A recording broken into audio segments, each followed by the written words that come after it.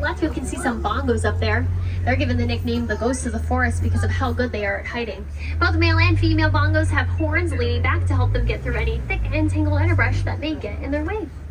Over on your right, there's the okapi. The okapi, you may notice, has those striped legs that kind of resemble a zebra. However, the okapi is a close-living relative to the giraffe because of their skull structure and long prehens. And their horns can sometimes grow to be about 6 feet long, which you can see an example of on your spotting guide above you.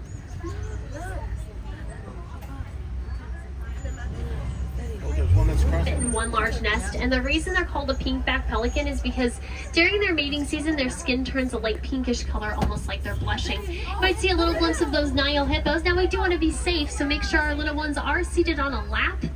I see some very tall children in the very back, so make sure we are all seated on a lap and not lifting them up into the air.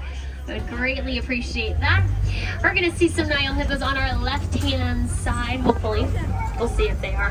Nile hippos weigh about 5,500 pounds, and they like the water because it keeps them cool and prevents them from overheating. While they are under the water, they can hold their breath for about 8 minutes, even falling asleep under the water. Their bodies know when to naturally take them back up to the surface. They also don't swim. They glide or walk along the bottom of the river as a way to move around. Now the group of hippos that you saw, that's referred to as the bloat of hippo, is as tall as a giraffe. They are also ectothermic, so to cool down their bodies, they open their mouth to help regulate their body temperature. Their necks called a dewlap to keep their bodies cool.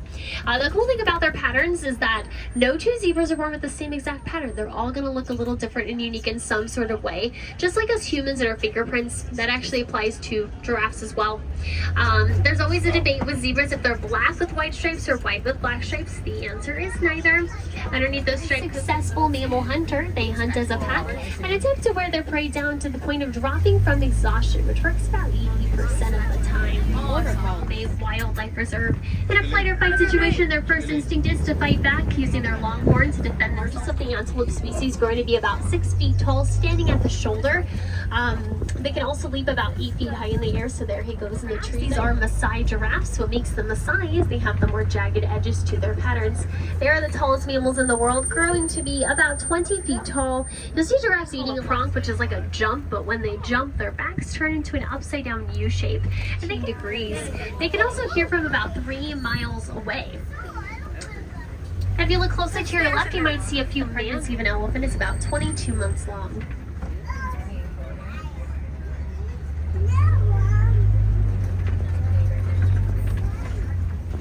You can see the youngest elephant in that back right corner. That elephant, I believe she is 6 years old now. The only baby. A flamboyance, and they're pink because of the shrimp they eat. It contains beta carotene that will turn those feathers pink. When they're first born, they're born with gray feathers, so they don't even look like flamingo side 2, or on your left hand side, just kidding. So this ostrich is a female, you can tell by her gray feathers, with male eyes of around 19 for hunting. A lion's night vision is 6 times greater than a human's night vision. However, the only medicinal properties in a rhino's horn, but their horns are actually just made of keratin. That's the same material that your fingernails are made up of, and unfortunately there are less than, I believe, 6,000 white rhinos left in the world because of all that poaching. You might know that some of it prevents the community from having to rely on other wildlife to gain the same resources they can easily get right here in Magadi Glen. So it's a little bit more convenient for them, and it's protecting a lot of other wildlife in that way. And it can really show that both humans and animals can live together peacefully in these kinds of areas. And for